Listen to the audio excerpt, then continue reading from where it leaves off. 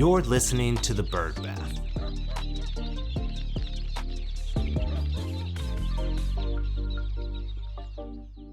This episode of The Bird Bath is brought to you by Ignite Veterinary Solutions, creators of the Veterinary Receptionist Certificate of Excellence, the VRCE.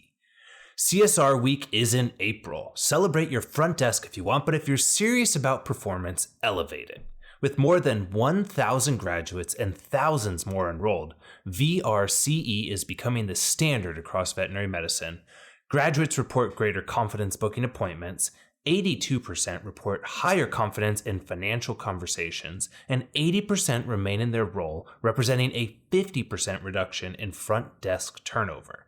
More appointments, stronger financial conversations, greater stability. Your front desk drives your revenue. Train it like it matters. This isn't a feel-good training, it's economic performance. Join the movement. Visit vrce.vet and use the coupon code BIRDBATH25 for a special offer for VRCE General Practice, VRCE Specialty and Emergency, and now VRCE in Espanol. Welcome back to the Bird Bath. Each week we scrape the surface of the news you need to know, so let's get into it. Undoubtedly, the top story from last week and probably for this week and for several more weeks is Chewy's acquisition of Modern Animal. Chewy is acquiring Modern Animal's 29 different vet clinics, focused all across the country. They've renowned for having a 24/7 virtual care and a membership model. And the game plan here is that it's going to take Chewy Vet Care from 18 clinics to 47 locations overnight. It's a story that you've probably heard quite a bit about. We wrote a really deep, in-depth review of sort of what we saw, what the history is, where things are going with this over the past where past few years for Modern Animal have gone, where Chewy's growth has been, and where people are expecting this to go looking forward. We did a full write-up on that in our newsletter, so make sure you're subscribed to that. There's a link in the bio. But the very interesting thing about this story as well was that the financial guidance the day after the deal came out, and they updated their fiscal year 2026 revenue guidance, saying that they were expecting to see an additional $600 to $800 million above their guidance from that anyone had expected. It made a big jump in their stock. They saw a 13% increase in stock straight away. And the board as well approved a $500 million share buyback expansion on top of it. So Chewy is on a bit of a roll here, and they are thinking that Modern Animal might be that piece to unlock what they said in their Q4 earnings reports, that their practices drive people to use their online systems. If they can have more people use their online pharmacy, sign up for auto ship, they will make more money. So the clinics might not be the piece that really drives the business or drives business within the clinic, but it is the piece that they're expecting to have be a big component for growing the overall footprint of Chewy. Now, they're not the only ones that are going to be expanding their membership model. BondVet announced their membership program this week as well. They said it's designed to make high-quality care more accessible while strengthening long-term relationships between pet parents and care teams. BondVet is most known for its urgent care portfolio, but they do offer wellness care as well within those clinics.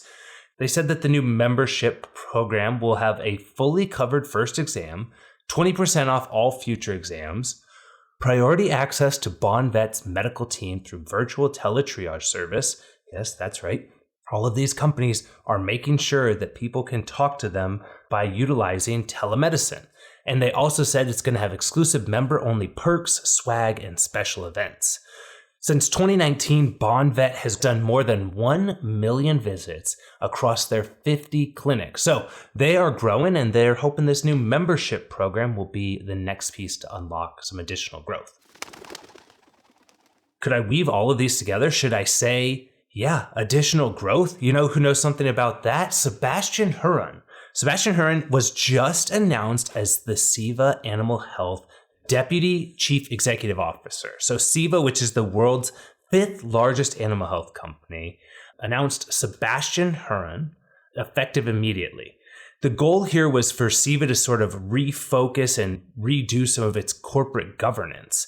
They sort of sliced things out a little bit where their current CEO appointed a deputy CEO and moved to a dual leadership structure, placing Mark Przaski as the executive chairman with a focus on long-term strategic priorities. And Hearn is going to be steering the group's operational management, and he will chair the executive committee. So really cool stuff here. I had a chance to meet Sebastian in Orlando earlier this year, and he was teasing me that when he had a big announcement to come that I would definitely know about it. So Sebastian, you were right. I had to cover it. The cool thing about this is that Sebastian Hearn was with Virbac from 2006 all the way up to 2024. He served as the CEO of Virbac for the last 7 years, and he led the company through a really large growth period for them. So hoping to see some of that same magic get sprinkled for Ceva Health as they expand more and more across the globe. Now, from big companies down to brand new ones coming out of stealth, which I'm going to do an aside here. Don't list your startup in stealth mode. Just come out with it. Come on, just come out with it. But anyways, Pet Wealth has come out of stealth mode. They're a new at-home PCR testing for pets. They're offering a just under $400 kit with 100 plus markers and planning for results to come out in 24 to 48 hours. They launched their business and came out of stealth, but they were growing on this just last week with $1.7 million of raise. Now, they're going to need more money because, as anyone in the space knows, we have seen that it is very expensive to run and fire up a diagnostic company. So the goal here, though, is their at-home PCR diagnostics for cats and dogs will include fecal, oral, and respiratory panels. There's new companies getting launched every day, but the thing that I found particularly interesting about the go-to-market strategy for Pet Wealth was that they've done two big partnerships right off the bat.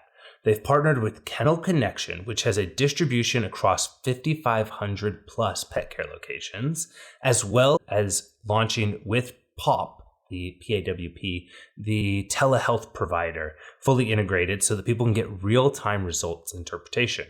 Now, this is different than what we've seen. We saw Embark come with some of their panel testing. We obviously know the big guys, IDEXX, Antech, Zoetis, with all of their testing. But there's also some at-home testing companies as well. Innovative Pet Labs has been in the space, Affordable Pet Labs, Petgnostics. So a lot of companies are trying to take this testing and sort of diversify where it's happening. But the thing that I found interesting about Pet Wealth here is that they're going to channels outside of the vet clinic, not going direct to consumer, but partnering with daycares, boarding facilities, groomers, and utilizing the time when that pet is already a captive audience, let's say, to sort of roll out these tests and get these results back. By utilizing the telehealth platforms, they're then able to get pet owners that information really quickly for what they're looking for. I thought it was a pretty interesting way to go about things, and I'll be curious to see if that growth in the pet channel yields some additional growth for them across the vet channel and more. Finally, I'm just on a weaving stories here, and this one is a company that obviously is a little hairy, and a lot of people get fired up about them, but Dutch, the telemedicine provider, just released their pet care gap report.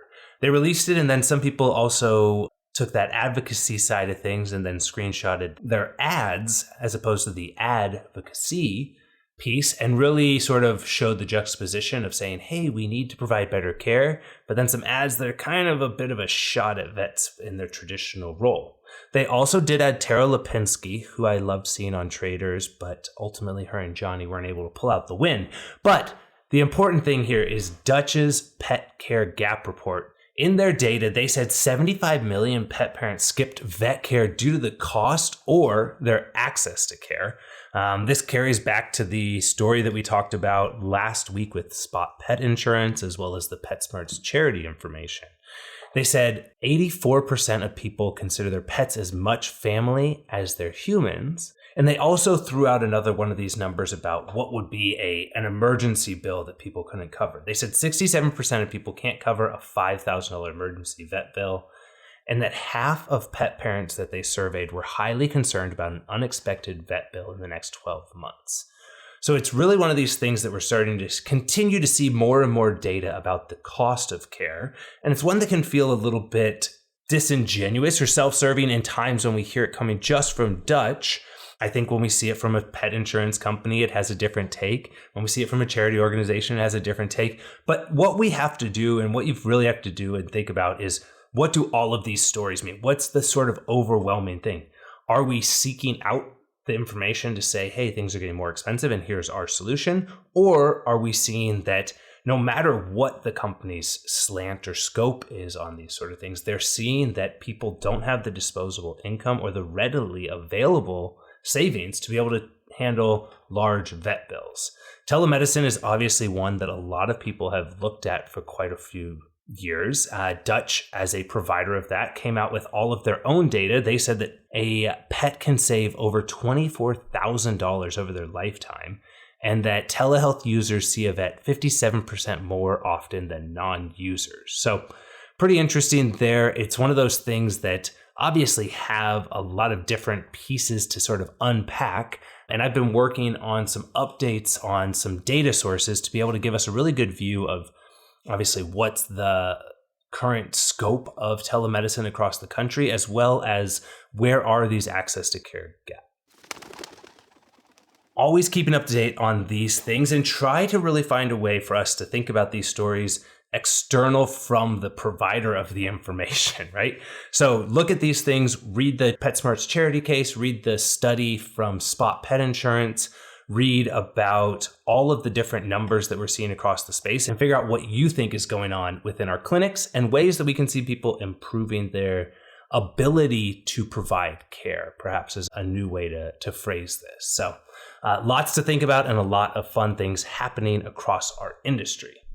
And for more on these and other stories, join us by subscribing to our Substack. There's a link in the bio. And don't miss out on any episodes by subscribing and rating the show. For the Bird Bath, I'm Ryan Leach. See you next week.